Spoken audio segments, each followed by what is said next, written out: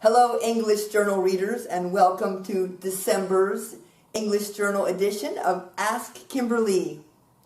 This month, the question is, many people blame the company for anything that goes wrong and say the company should take action on important things. How can I help my people understand that we are the company and inspire them to take action? What a great question. I love this question. Unfortunately, the way most organizations are designed, top-down hierarchies, this fosters this kind of mindset. Instead of asking, how am I contributing to this problem and what can I do about it, we see ourselves as helpless victims and wait for someone higher up in the organization to take action. Now, usually when people say the company, they mean the executives, those guys at the top. Employees frequently underestimate their own power and overestimate the power of executives. Don't tell the executives. But the executives, they do play an important part in leading their company, but they cannot achieve much all by themselves. Think about an orchestra. The conductor of an orchestra makes no music. The CEO of a polymer company can't make even 1 ton of plastics. And the president of a bank doesn't process a single financial transaction. But why don't we feel responsible for what happens in our company? Well, think about a flood. No single raindrop ever felt responsible for the flood. Many problems, as well as achievements, are due to the collective impact of many people, many efforts combined. Sometimes dozens, sometimes hundreds or thousands of people's efforts might combine to create a bad or a good result.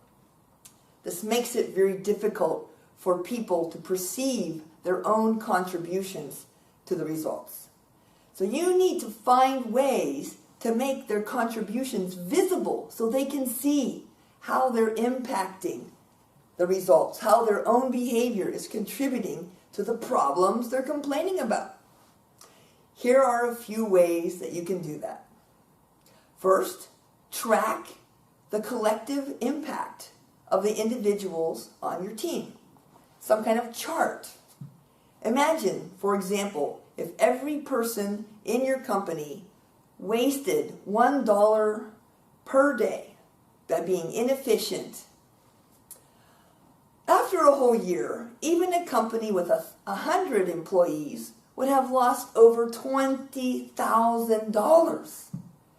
And if your company had 10,000 people in it, in 1 month, $1 per day per person, you would lose $200,000. And if you're a company like Walmart, with 2.3 million employees all over the world, wasting $1 per day each, you would lose over $2 million per day. Now, no individual person would feel that $1 matters, but altogether, it really does add up. So you can track individual contributions to good or bad results on some kind of chart, post it where everyone will see it, like by the tea or coffee station or in the bathroom. You know people are going in there every day, right? And then people will be able to see how their contributions add up to make a meaningful difference. Here's another fun thing you can do. I need my chickens. Do a group experiment. Just your little team, challenge your team to make a small change in behavior that could have a big impact on your company's culture. For example, you might want to practice attitude of gratitude for 1 week. Now, this is where each person promises to make 3 positive, sincere comments every day to one of their coworkers. They can be their peers, They can be executives or even people on their team. Now make this more fun by asking each person to carry 3 little rubber chickens in their pocket as a reminder of their promise. And during the day, they can feel those chickens in there, and they'll remember to say a positive comment to their coworkers. And then once a week, have a chicken check-in, where everybody shares the results of their experiences. There is one team right now in Singapore practicing the attitude of gratitude in a company of 100 people, and they are having a significant impact on the company culture. One last advice I have. Use questions to lead. Asking questions is a powerful way to lead. Challenge your team members to brainstorm, and here's a question to ask them. What if we, as the employees, were completely responsible for everything that's happening at the company? What if we had infinite power to do something about what's wrong at the company? What would we do? Make it fun. Give a prize for the most outrageous ideas. I guarantee you'll find at least a few ideas that you and your team can implement immediately. If we imagine we're victims, it's very unlikely that we will take action. Even if we are powerless to change our circumstances, we still have the power to choose our attitude.